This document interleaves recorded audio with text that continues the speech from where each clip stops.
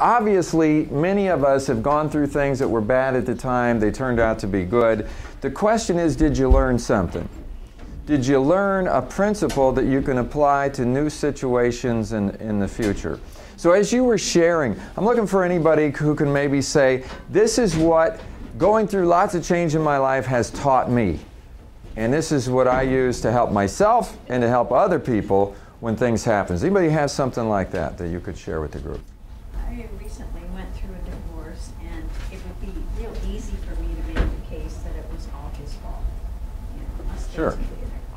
Oh yeah, we always have plenty of evidence to be able to do that if we want to, yeah. And I really didn't start to heal until I could look back and accept my part of it.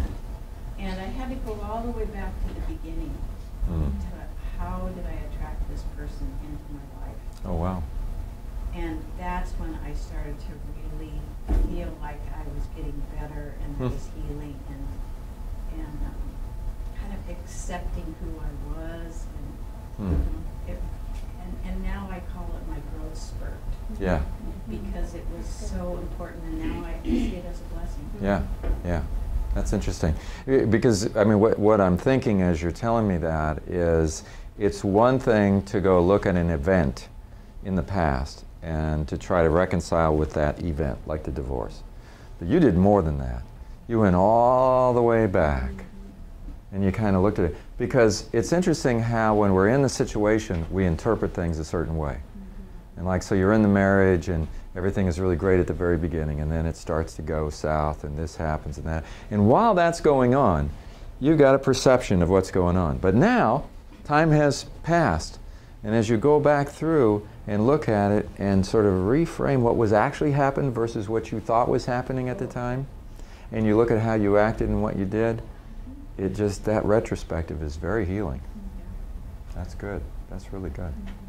I had to give up all the illusions, you know, all the denials, all the times when I didn't trust my intuition. I didn't ask questions. You know, that's really. I can tell you the very moment when I should have said no.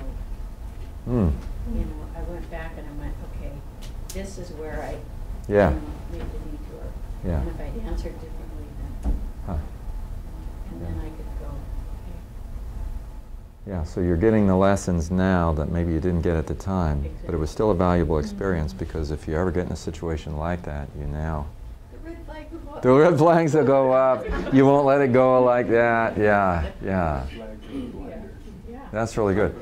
Another thing that you said that was really interesting to me that I want to ask you a little more about is, okay, so you had after it all happened, you sort of went through a process of rationalizing it, making yourself right and making him wrong. And at the time that you did that, that made you feel better about yourself because you could feel right and make him feel wrong. But then, time passed and you went back and you went through this retrospective and all of a sudden you started to see where maybe you weren't so right. Now that was a healing experience, right? So it's interesting because when it first happened, you needed the rationalization, but then if you never went back to do what you did, you wouldn't have gotten the healing. Exactly. You see, and a lot of people stop at the rationalization and they never go back and get the healing. And you do need it. At that time, you need to rationalize whatever, but then there needs to be that reconciliation. Yeah. That's great. Yeah. I like that. I feel like I've taken responsibility for my life. Whereas if I stay in the rationalization, I would be a victim the rest of my life. Yeah. Great. Yeah. That's really good. So what you did was you healed yourself of a potential future of just remaining a victim. Yeah. And it didn't have anything to do with him. No, it didn't. No. Yeah. That's great. You know, a lot of times I talk about forgiveness and I say forgive other people for not being you and things like that, and people say, I'm not going to forgive him, as though you're doing it for him. You're not doing it for forgiveness is not for the other person, it's for you. Because the act of forgiving someone else is something that heals you. You don't even have to tell them that you forgive them. I'm sure it wouldn't matter. It wouldn't matter. Who cares? Yeah, right. He's like, yeah. So what? You know, this whole timeline thing, I do a lot of work with people in a coaching environment, and we use timelines in different ways. And so we look at the timeline. So this is now, and then here's the past, and here's the future. And they have this saying that says, hindsight is 20/20. Okay, and so it's amazing how as you get further and further away from what happened, you actually get to see it clearer. And you get a perspective on it. And that's why the method that you used is really great, because you took the time to go back and really look at it and change your perspective, and that became a healing thing. Wouldn't it be great if right at the point of time that it happened, you could get a better perspective on it? That's a really hard thing. This is sort of an aside, but I have an exercise. You might think about this, you could try it on your own, that I do with people. It's a tool that I give to people that I'm coaching that have, you know, issues about that they're going, like change, really difficult change that they're going through right now. And what I say to them is I say, well, have you ever had a situation in the past where you went through something and it was just horrible and it took you a long time to get over it? And they say, oh yeah. And I'll say, okay. And we kind of just work with this, and we say, okay, when was it? So it was like here, it was in the past. Go back there and feel how bad it was. I say, oh yeah, it was really bad. Okay, now try to imagine your present self. Your present self has grown a lot from your past self, has learned lessons of life and so forth. What if right now you could go back, actually do time travel and go back to past you, maybe 20 years ago, when you were right at the time when you were going through the hardest part of it, and you could just sit down with yourself and put your arm around yourself and say, I'm future you. I came here to let you know it's all going to turn out okay. And then you could take all of what you have, you know, your wisdom and so forth, and even be able to tell how it turned out.